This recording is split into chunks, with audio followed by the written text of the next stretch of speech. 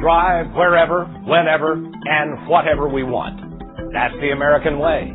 But there's mounting proof that our love affair with the car threatens our national security and the health of our planet. Common sense would dictate that we demand alternatives and consider new possibilities like cars that run not just on gasoline, but on water. Tonight in Project Energy, David Schechter says we have the technology, we just need the help to use less oil. Now, what we need is a plan. Everyone who knows the inventor inside this garage says he's a genius. He's redesigned a jet engine for the Air Force, saved a nuclear reactor from melting down, and now Steve Myers is developing a car engine that could reduce America's dependence on foreign oil and cut global warming. This has a future. We've only started. His home videos show years of effort, but now Steve believes he's got it. What our technology does is reduce the consumption of gasoline. With water. Steve's process modifies tap water into a powerful fuel, which he says can improve fuel efficiency and reduce exhaust. It's environmentally the right choice. It might be a long shot, but something's got to be done. The world consumes an Olympic-sized swimming pool full of oil every 15 seconds. That's nearly 250 times in an hour. And most of it is used for transportation. America represents 4% of the world's population, but we use about a quarter of the world's oil, much of it for driving people and products where they need to go.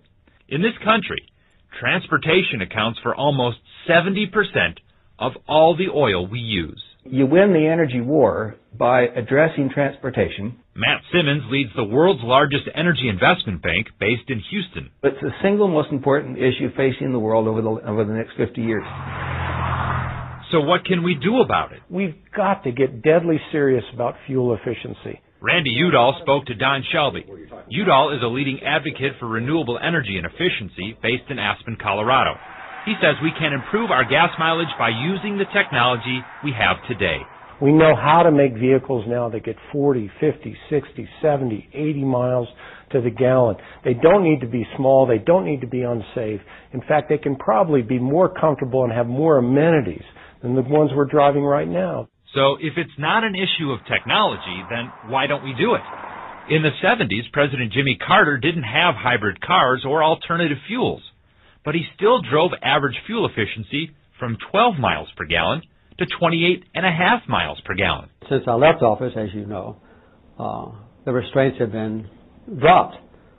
So now the average automobile efficiency, it's dropped down about like it was when I became president almost 25 years ago. It's powered by the heavy-duty 6-liter. It's dropped in part because of the SUV, a vehicle America fell in love with when gas was cheaper.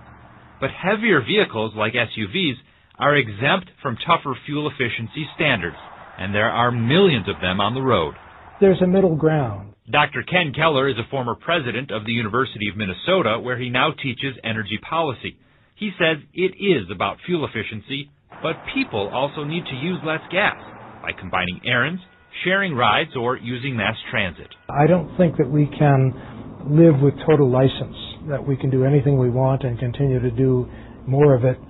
But I don't think that what we're talking about is a future in which we totally change our lifestyle. This is not Jimmy Carter's "we're all going to suffer." Traditionally, green issues belong to Democrats, but not anymore.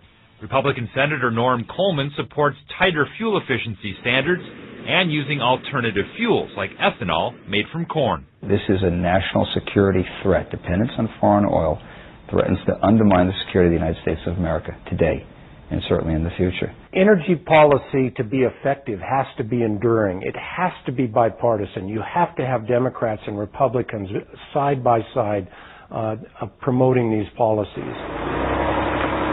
One interesting policy plan was introduced this session at the state capitol.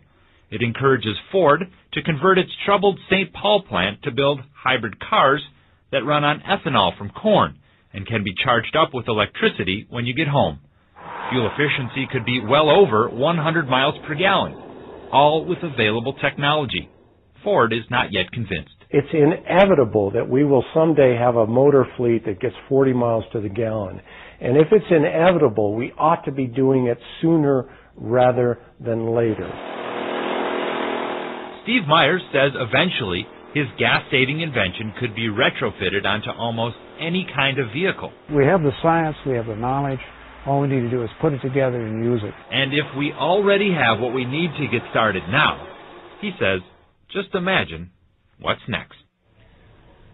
Automobiles and trucks are, of course, the biggest gas guzzlers, but I think this clip from the Science Museum of Minnesota will help open your eyes as to how air travel contributes to this problem as well.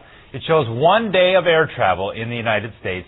Each line represents a single flight, and as the screen fills up, you start to get the idea. Just as we drive more than the rest of the world on, we also fly more. It looks like a lot of fuel. A lot of fuel. 19.5 billion gallons of fuel. Every year. Every year. Thanks, David. Amelia.